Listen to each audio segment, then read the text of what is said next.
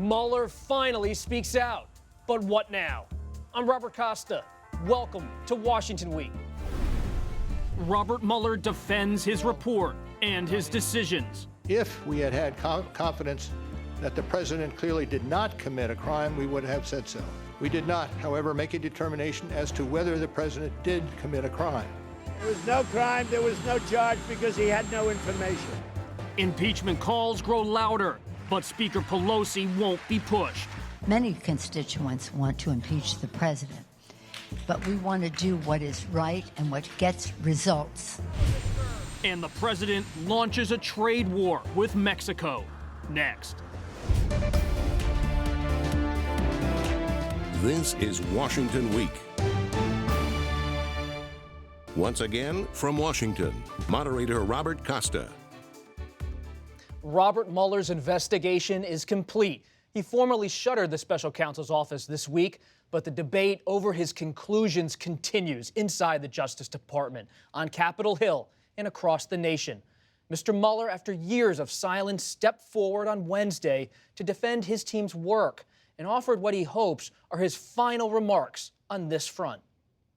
Russian intelligence officers who were part of the Russian military launched a concerted attack on our political system. The releases were designed and timed to interfere with our election and to damage a presidential candidate. On President Trump and possible obstruction of justice, he said this. If we had had confidence that the president clearly did not commit a crime, we would have said so. We did not, however, make a determination as to whether the president did commit a crime. The president fired back. I think he is a total conflicted person. I think Mueller is a true never-Trumper.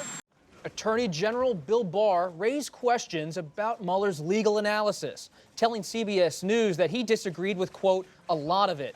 He added that it did not reflect the department's view. Joining me tonight, Yamiche Alcindor, White House correspondent for the PBS NewsHour. Devlin Barrett, national security reporter for The Washington Post. Susan Page, Washington bureau chief for USA Today. And Jerry Seib, executive Washington editor for The Wall Street Journal. Devlin, you cover the Department of Justice day in, day out. Listening to Robert Mueller, his associates, DOJ officials, what was most significant about Mr. Mueller's statement? First of all, that he spoke at all is the most significant. You know, I think for 2 years, Mueller has sort of been this blank canvas upon which people have projected both their hopes and their fears about where this investigation will lead. And he finally spoke, and that's very powerful. That's obviously very compelling, precisely because he's never done it before. But his message was really interesting in that it was one of, folks, I'm done here. You know, whatever you decide to do is up to you now. You know, this investigation has been on sort of two roads for a long time, a legal criminal investigation and then the political road. And I think those two roads have now merged, and Mueller is saying, I'm not driving any further down the road. Whatever happens will be on the political road and it won't involve me. I don't know that Congress is going to take that for an answer. Before that merger happens, did he offer any clarity on obstruction of justice? The problem for so many people with what Bob Mueller has done is that he insists he will not answer that question. And he insists that so forcefully that he insists he won't even consider the question. And that's the basic contradiction of his work, right? Because why do you investigate the president if not to reach a decision on that point? He believes, and he lays this out in his report, that Justice Department policy does not permit him to reach a decision on that. And I think, frankly, House Democrats would like him to reach a decision because I think they think that would help their cause in investigating the president. But what he laid out this week is a very emphatic, I'm not going there and you can't make me. Susan, who was the audience for Mr. Mueller?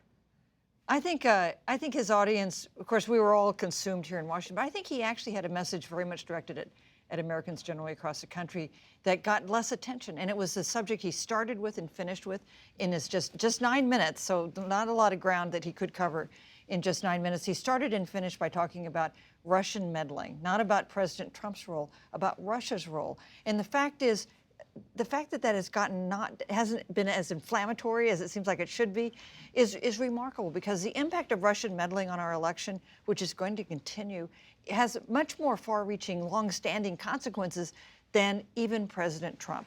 If it's so important, will Congress act on Russian meddling? Russian meddling.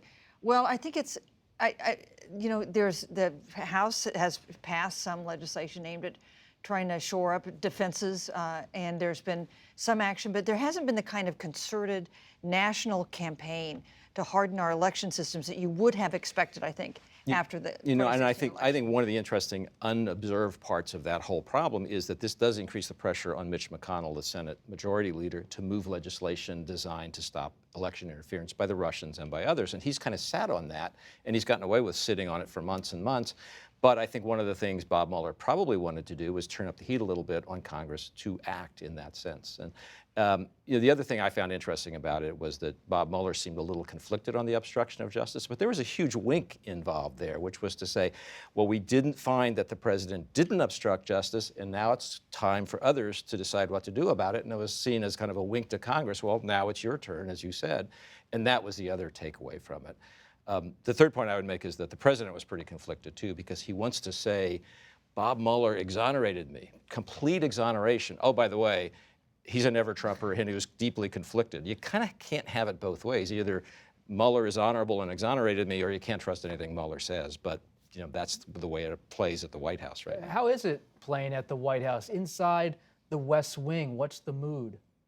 I think the mood inside the West Wing is one of President Trump still feeling very angry at the fact that the Mueller investigation ever happened.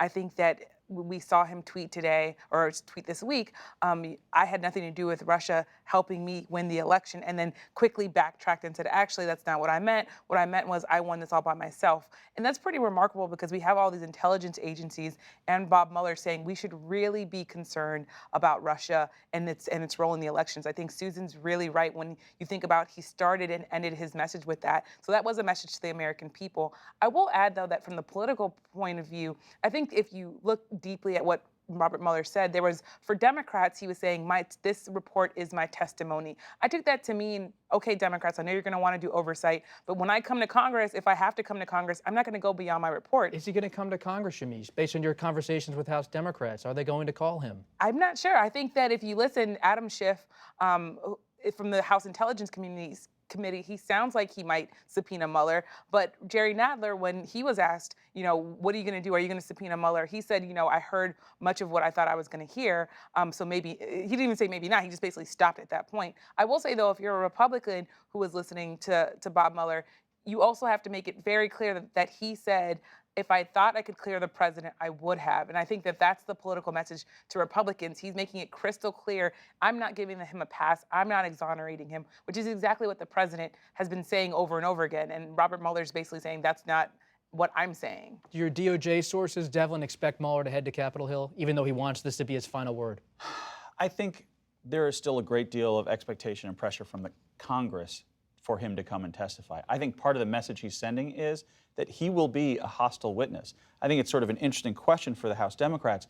What about for Attorney General Bill Barr? How does he handle it? I think Barr, from Barr's point of view, Mueller has said he doesn't want to go. I don't think, first of all, Mueller is not a DOJ employee anymore. Barr can't make Mueller do anything. So at this point, it's really a conversation between Mueller and Nadler and some others in the House. And I think the challenge for Democrats is, do you want a hostile witness or no witness? Which is better / worse for what you're trying to accomplish, which is to keep public pressure on the president and give these investigations some oxygen and some fuel. One of the things that's been so annoying to both sides is that Mueller won't do what either side wants him to do. He won't go and say, you know, there's really nothing there, case closed, we should move on. But he also doesn't give the kind of crisp answer that Democrats were hoping he would give, to say, yes, there's something to do here, yes, you should impeach, which was the message that some Democrats heard, but it wasn't explicitly what he said. It's not just about being crisp. Was he too late? Now he's debating the Attorney General about the meaning of his own report.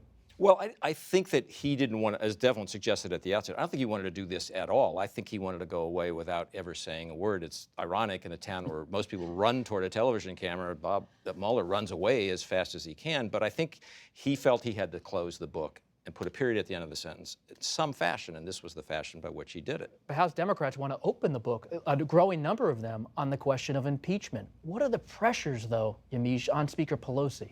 the pressures on Speaker Pelosi are that there's still a minority of Democrats in the House that want to impeach the president, but they're loud, and they're people who are very savvy with the media, and they're people who have a lot of energy behind them. And by the way, you have now Democrats who are running for president, who are more and more of them are saying we should look into impeachment and we should impeach. So I think there's this idea that Nancy Pelosi, I think she still has a handle on her caucus as of today, but when Democrats come back and the Congress comes back, that could be a completely different story. Susan, you're writing a biography of Speaker Pelosi. What's your read on her positioning? Well, she's got this. She's in kind of a bind. She's got at this point 55 House Democrats who support either an impaneling impeachment committee or starting an impeachment inquiry of some sort.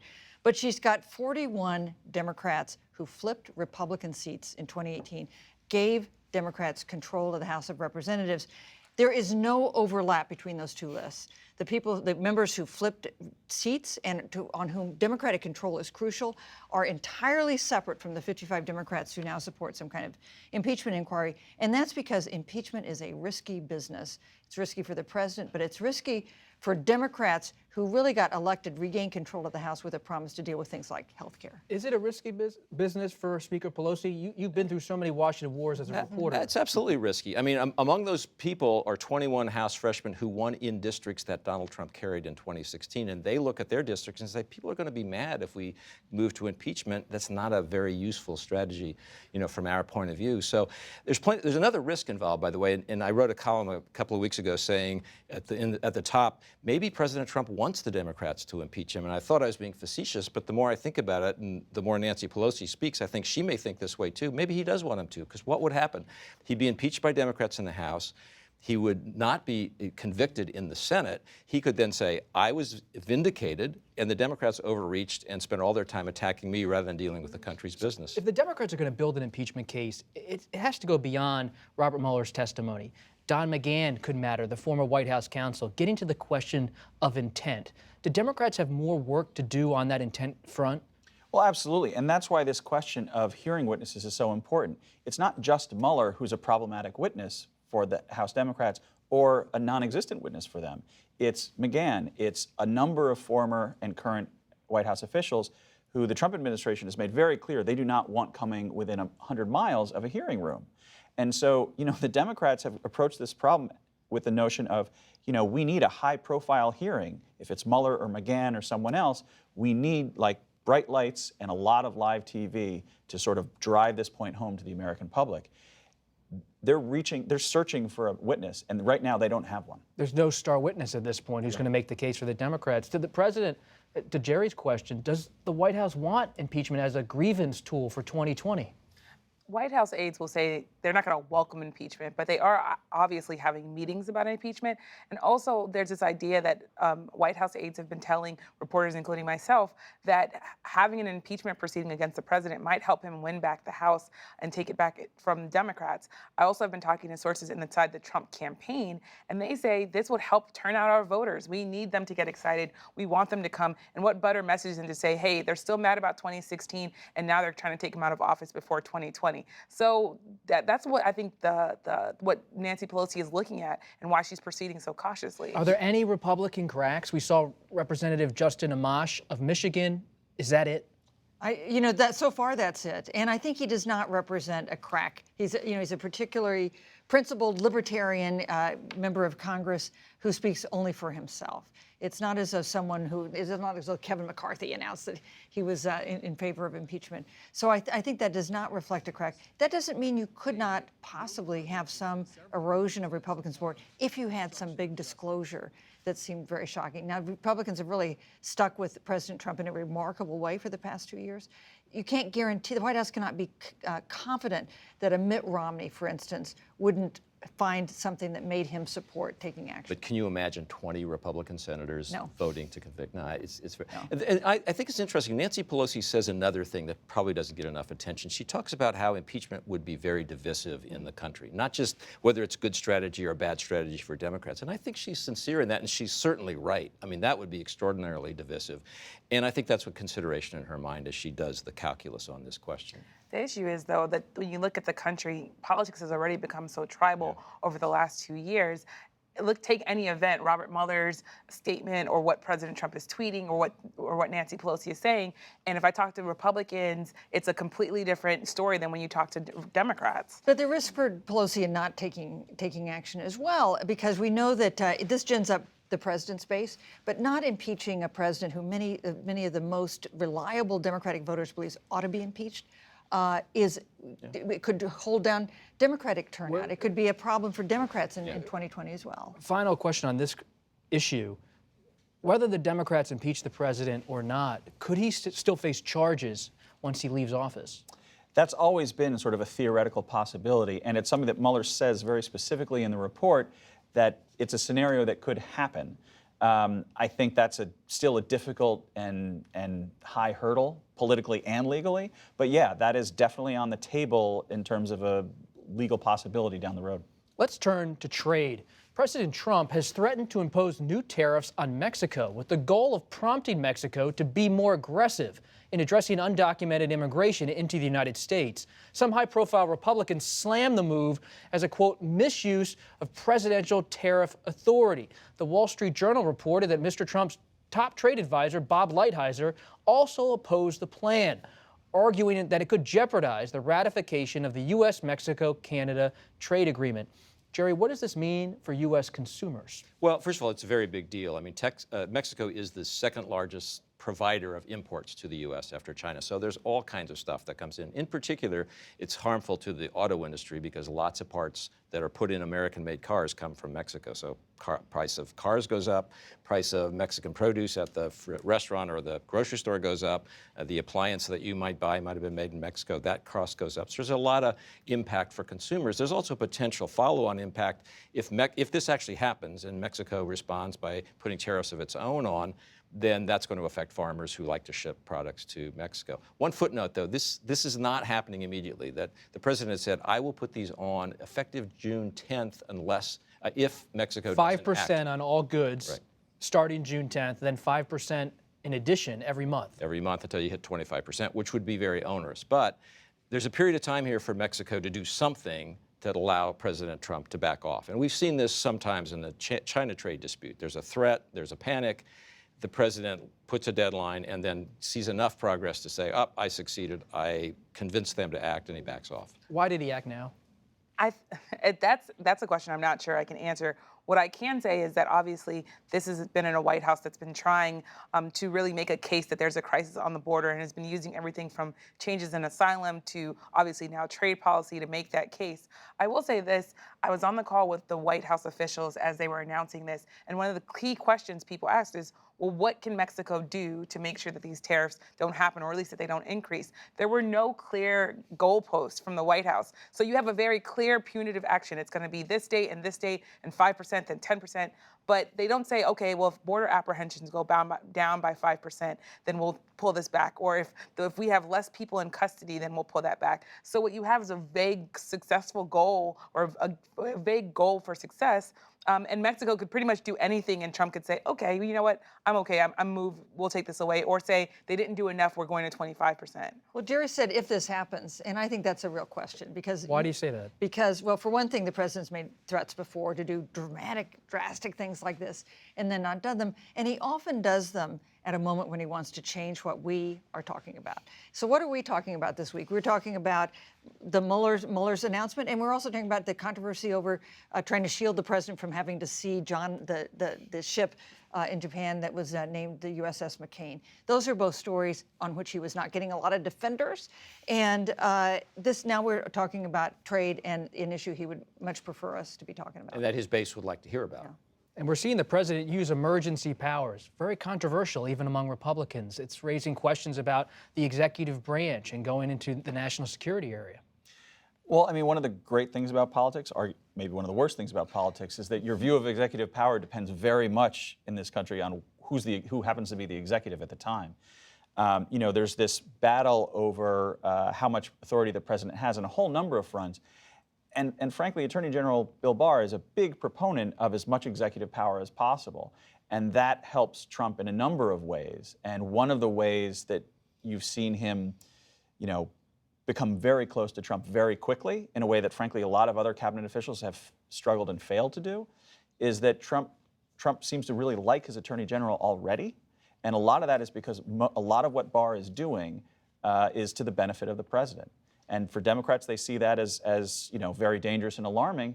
And Trump finally feels he has a real defender, a real lawyer in the Justice Department. Does this upend the USMCA, the new version of NAFTA that sits in Nancy Pelosi's hands on Capitol Hill? Well, that's one of the real dangers. As you suggested, that's one of the reasons some of President Trump's top advisors said don't do this, because it puts the ratification of the new trade agreement in jeopardy, both here and in Mexico. Because in Mexico, this sort of thing stirs up nationalist sentiment, which is very close to the surface anyway in Mexico. And there's a chance the legislature down there says, nope, we're not going to do any deals with the U.S. under these circumstances. And here, it kind of gives Democrats an excuse to vote against a trade agreement they're not sure they like that much anyway. So yeah, I think it creates a political problem for an agreement that's very close to the president's heart. Thanks, everybody. Appreciate you being here on a Friday night. Our conversation will continue on the Washington Week Extra. Watch our discussion on politics and social media. You can stream it on our website, Facebook, or YouTube. And stay tuned for a special message from your local PBS station. I'm Robert Costa. Have a great weekend.